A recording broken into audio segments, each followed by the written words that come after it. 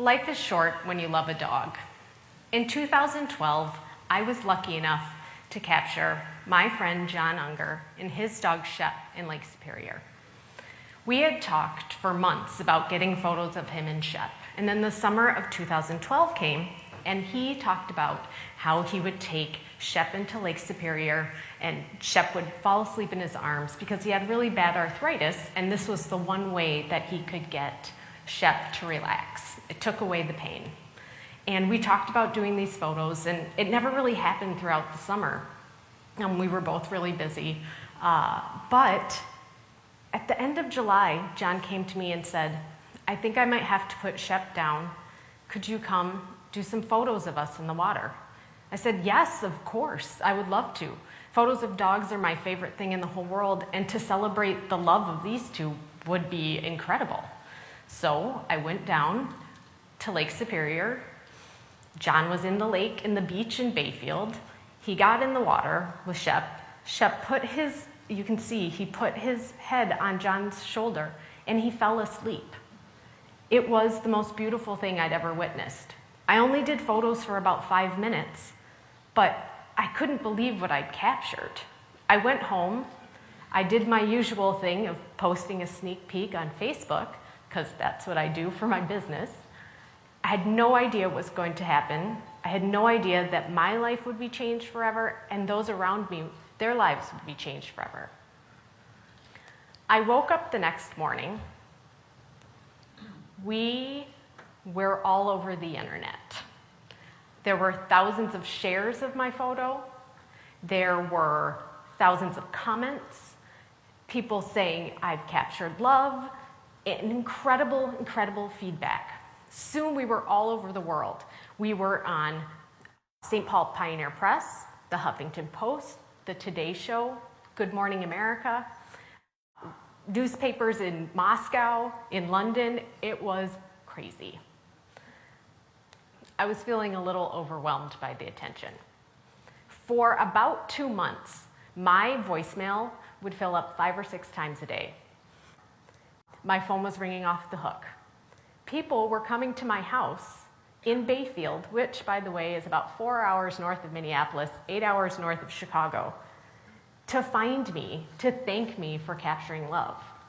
But the other thing they were doing is opening up the door without knocking and walking to my kitchen. And I was very thankful so much for, coming to thank me. But there's a little bit of a personal space issue there, especially when I'm trying to wash the dishes and my chihuahua is barking at them and I'm mortified. So, it was a little overwhelming, to say the least. The other part of it was I was getting a little bit of negative feedback from people as well.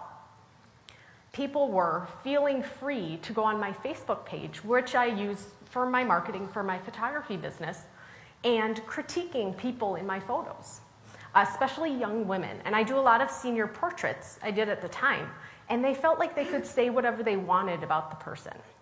It was a little bit awkward dealing with that. The other thing was they were telling me I was keeping this dog alive for my own benefit, which couldn't have been further from the truth.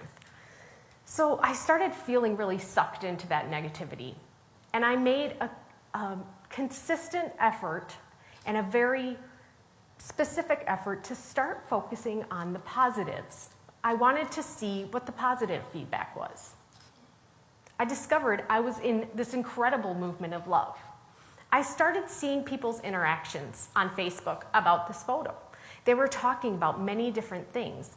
But it was right around the 2012 presidential elections, right when it ramped up towards the end, and people were being mean, they were being derisive, and they were desperately searching for something positive to say on Facebook and to share on Facebook.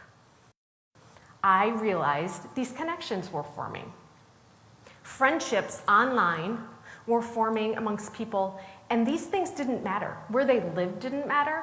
What time zone they were in didn't matter, and their income level didn't matter.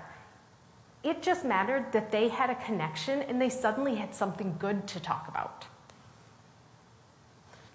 This community formed around this photo, and these conversations about caretaking for others started, about pets and our love for them. And these really cool online groups started forming. And my favorite example is one that still exists to this day that makes blankets not only for homeless shelters, but for animal shelters. They send them all over the world. These women are still friends almost 3 years later. And the impact they've made on the world with just these blankets is something that can't be expressed enough. I want to introduce you to Jim Hudson. I met Jim in 2004. He walked up to me at a small bar in northern Wisconsin, in Bayfield, and I knew I was going to marry him as soon as he walked up. We started talking, somehow got in talking about fishing. He said, "You like to fish?" I said, "Yes, I love to fish." And we bought a boat together less than a month later. That really proved to me that he and I had the same outlook on life, that life is short, live it to the fullest. We built our businesses together. We pursued our dreams together. He was a police officer, I was an insurance agent. We worked really hard to pursue our dreams. And eventually, we were able to quit our day jobs. He quit being a cop to be a fishing guide. I quit being an insurance agent to be a full-time photographer. While this is all going on with this photo of Shep in Lake Superior, he's laughing at me because he always called me the Facebook floozy because I was building my business on Facebook, and he used to roll his eyes. And all of a sudden, I'm creating this really cool community, and I'm a part of it just from a favor I did for a friend. And he just rolled his eyes that the Facebook flooziness worked, but he thought it was pretty cool. Every moment of my life from August 2012 until January 26, 2013 was consumed by this photo, the things that happened around it, and social media. On January 26, 2013, at about 1 p.m., I'm sitting at my desk answering emails. I hear an extremely urgent knock on my front door. I open up the door, and it's Aaron, the police officer who happens to have replaced Jim on the police force when he quit. He says, "Jim went in. It doesn't look good. We don't think that he's going to make it. You need to go to the ER." I was taken to the emergency room in Ashland, where I had to identify my husband as they're trying to revive him. He had gone through the ice on his snowmobile while guiding a trip on Lake Superior. As they're working on him, they decide as a last-ditch effort to take him via helicopter to Duluth. Get on the helicopter, I say goodbye.